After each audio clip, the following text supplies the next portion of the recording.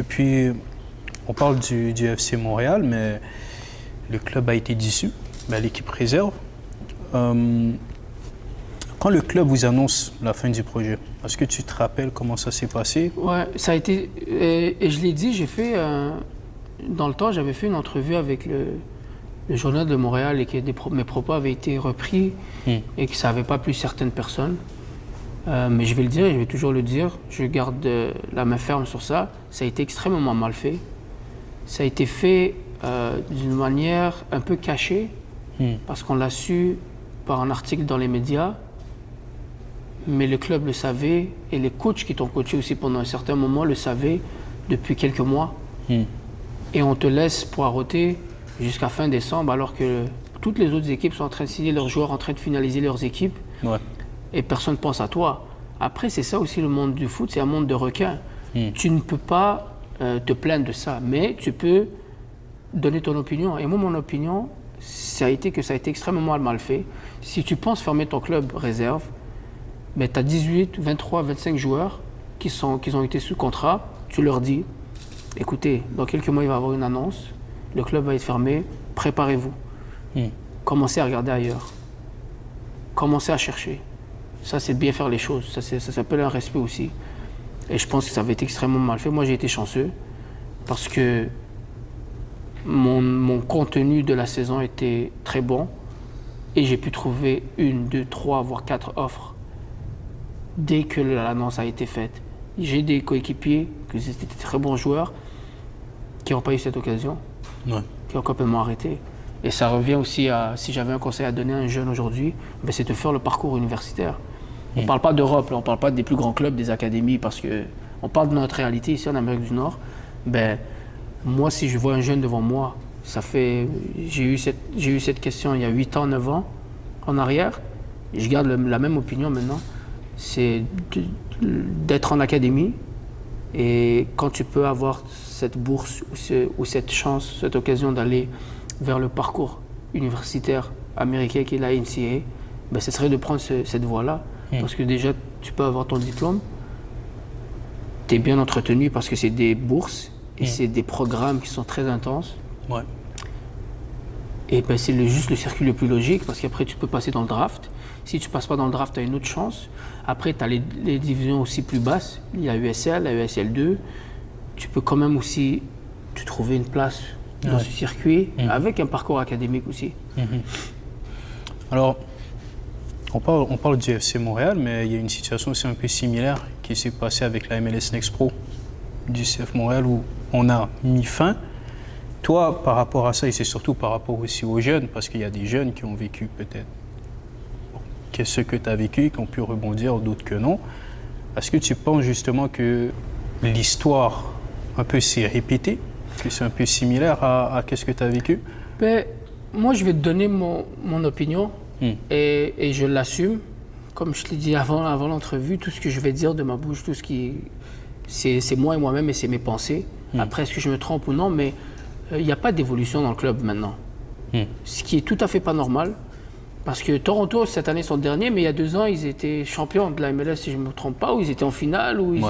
Donc, tu peux monter, descendre, et c'est des phases aussi, c'est des vagues. Un club va être dominant à un certain moment, après, c'est sûr qu'ils vont se réinventer, peut-être une petite révolution, après, ils vont revenir au top. C'est comme ça, c'est le circuit, c'est comme ça que ça marche. Mais avec Montréal, j'ai l'impression que ça va juste en descente, malheureusement.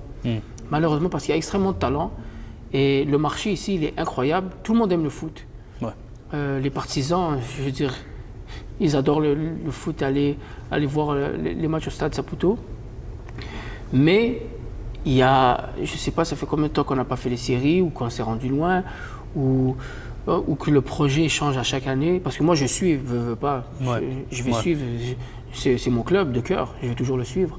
Mais le projet, à mon nez, c'est on mise sur les jeunes, on veut peut-être aussi produire, vendre les jeunes. Après, non, on va chercher des joueurs plus âgés.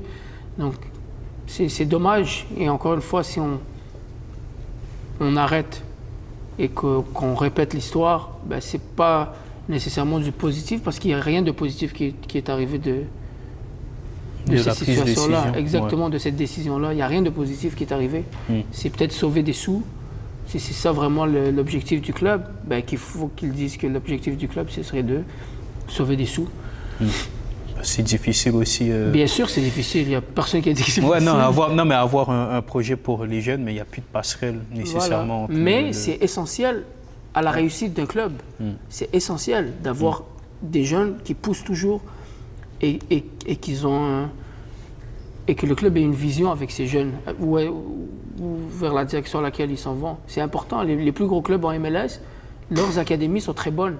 Leurs équipes réserves sont très bonnes. Je pense à Seattle, je pense à Portland, je pense à LAFC, LA Galaxy. C'est toutes des équipes auxquelles j'ai joué. Et pour avoir des joueurs locaux et pour avoir du talent de chez toi, ils doivent jouer, ils doivent compétitionner à un bon niveau pour venir. Là-bas, on croit en eux, mais ici aussi, on devrait croire en ces jeunes. Parce que c'est eux, à la fin de l'histoire, qui vont donner le plus sur le terrain. Avec toujours, bien sûr, c'est pas tout le monde, mais les plus talentueux et les plus travailleurs. Mais ça vient de la jeunesse locale, je pense, le succès d'un club. Et quand tout s'arrête ici, on fait quoi? Le plan B, c'est quoi? J'ai pas compris. Quand tout s'arrête ici, le plan B, c'est quoi? On fait quoi au FC Montréal quand le club il n'est plus? Personnellement? Ouais. Ben, moi, tout de suite, en fait, j'ai pas eu le temps de réfléchir. Okay. Tu vois ce que je veux dire? Ça s'arrête. Je savais que j'allais pas... Bon, il y avait des pourparlers que je pouvais m'entraîner avec l'équipe première. Ça t'a pas intéressé? Oui, mais m'entraîner, c'était vraiment juste pour m'entraîner et prendre une décision par la suite, après des mois et des mois. Mais non, je me voyais pas... Pour moi, c'était... Bon, ils ont arrêté le club réserve. J'ai pas de contrat MLS. C'est fini. Et bizarrement, ça a été facile à digérer. Okay. Parce que j'avais confiance en moi que je pouvais faire ailleurs. Et que c'était peut-être la meilleure décision pour moi. Donc tout de suite, c'était communication avec certains agents, des agents que je ne connaissais même pas, parce que la nouvelle a été assez publique. Donc les agents, tout de suite, ils contactaient les joueurs pour savoir leur situation et leur projet. Et après révision de contrat, un coach qui m'appelle, le projet m'intéressait plus que l'autre, je fais mes bagages et j'ai tracé. Et on est parti où? Colorado, dans les montagnes. Et c'est comment de justement sortir de son cocon, peut-être pour la deuxième fois, j'ai envie de dire? Ouais, j'avais 19 ans ou 20 ans. Je suis arrivé. Ce qui est bien avec le foot, c'est que tu peux venir de n'importe où tout se règle sur le terrain. Ouais. Donc le respect, il se donnait sur le terrain, tu vois ce que je veux dire? Donc après les premiers contacts, tu vois, bon, j'avais un style différent. On parle des montagnes de Denver, du Colorado, une mentalité un peu différente et tout. Mais une fois que tu rentres sur le terrain, ben, les joueurs, c'est respect tout de suite, tu vois? Ouais. Une fois que tu montres, bien sûr sans être arrogant ou dénigrer ou quoi que ce soit, mais une fois que tu rentres sur le terrain et qu'ils voient que tu es un bosseur et que tu as du talent, mais surtout ils respectent le fait que tu es un bosseur. Parce que ça montre du respect, ça montre que tu respectes déjà le club et que tu les respectes eux. Ouais, les coéquipiers, ouais. Ouais, exactement. Donc moi je suis arrivé vraiment en mode taf et pour montrer mon talent. Et ça a pris quelques semaines, tout de suite la sauce s'est mélangée, les gars ils me respectaient beaucoup. Ils m'ont mis très à l'aise. Donc ça a été facile. Mais personnellement aussi, je suis quelqu'un qui est capable de s'adapter. Genre, je suis quelqu'un d'assez social. Donc c'était assez facile pour moi de m'adapter, de m'acclimater aussi à la situation. On parle un peu du terrain. Ouais. Ta première saison, elle est incroyable parce que tu brilles d'entrée. Ouais. Comment t'expliques ça, toi? C'est comme si tu... C'est comme si tu es dans un local et tu ouvres une porte et tu vois un jardin, un parc. Tu vois ce que je veux dire un peu? Ouais. C'est comme si, je sais pas, tu vois toujours la même chose et là tu ouvres une porte et tu vois... Ben, je dis, je vais aller complètement, tu vois ce que je veux dire? Ouais. Je vais m'exprimer au maximum. Le coach me replace à l'aile parce qu'il trouve qu'au milieu, il y a trop de duels et qu'il va perdre un peu... il va me perdre dans l'organisation du jeu, il va me perdre aussi dans les tâches défensives et dans le tracking back, de tout ce qui est tactique aussi, il va me perdre un peu là-dedans, alors que lui, il me veut vraiment devant, à la finition pour éliminer un joueur frappé ou être autour du but. Et ça Et honnêtement, dès les premiers matchs en pré-saison, ça marchait. Ok. Je me suis dit, attends, là, je suis vraiment dans un club qui a moins de talent qu'au FC Montréal. Donc, je reçois plus de ballons. Tu vois ce que je veux dire? Le ballon passe par moi. Je touchais tous les ballons offensifs. Ouais. Donc, automatiquement, si tu touches tous les ballons, moi, je savais que sur un petit éclair de génie ou une petite inspiration, j'allais faire la différence. Donc, j'avais cette conviction en moi et j'y croyais vraiment. Je me suis dit, attends, il y a une fois dans le match que je sais que je vais avoir une inspi et que je vais arriver à faire la différence. Il faut juste que je reste positif, il faut toujours que je sois brave, que je redemande toujours le ballon, que je ne me cache pas, que ça ne marche pas, il faut que je redemande le ballon.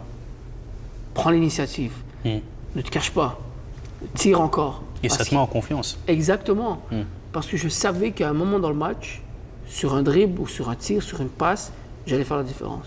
C'est ça qui a fait la grosse différence dans ce match-là, c'est mon importance et mon rôle dans l'équipe. Est-ce que tu te considères aussi plus comme un meneur de jeu excentré dans ce poste d'ailier ou tu étais vraiment un ailier longiligne, j'ai envie de dire, attaquant intérieur, ligne intérieure? C'était vraiment un meneur de jeu. Je coupais à l'intérieur. Ouais. Déjà, mes meilleures actions, c'est quand je dézonnais et que j'étais en mouvement, en recevant le ballon déjà demi-tournée, trois quarts, et que je pouvais enchaîner tout de suite vers l'avant. C'est là que je pouvais vraiment montrer mon talent. Mais la ligne et les centres, c'était pas pour moi. Tu commences à te faire un nom aussi dans la ligue. Là, on se sent comment? On prend pas la grosse tête, là. J'ai fait un an, il n'y a rien? Non, c'est drôle. J'ai eu le but de la semaine à 3 ou 4 reprises, je pense. Après, c'est sûr que ça parle. Les joueurs disent laisse-le pas rentrer à l'intérieur, il va frapper du son pied droit, il va couper, laisse-le pas. Ils criaient, des fois je les entendais crier là aux défenseurs. Les coachs te connaissent, la ligue aussi commence à partager du contenu sur toi. Joueur de la semaine, joueur du mois. J'ai été nominé dans les buts de l'année, j'ai été nominé aussi dans les jeunes joueurs de l'année parce que je venais d'avoir 20 ans. Okay. Donc j'étais dans le top 3 ou top 2 des jeunes joueurs de l'année. Non, c'est flatteur, mais moi je le voyais comme motivation de vouloir plus. Après, des choix de carrière aussi, je ne veux pas m'étaler sur ça parce que c'est du passé. Les choix de carrière aussi, peut-être, des fois, elle n'est pas plus verte ailleurs que chez toi. Parce que mes conditions là-bas, elles ne me plaisaient pas tout à fait. Donc peut-être ce qui avait aussi poussé à changer ou à aller voir ailleurs, aussi avec un intérêt qui était très élevé d'autres clubs. Mais c'est aussi une question de timing. Je pense que c'est un destin. Comme on dit chez nous, c'est Mektoub. Il n'y a rien qui arrive pour rien. Donc c'était peut-être le moment à vivre pour moi et la situation à laquelle j'étais confronté.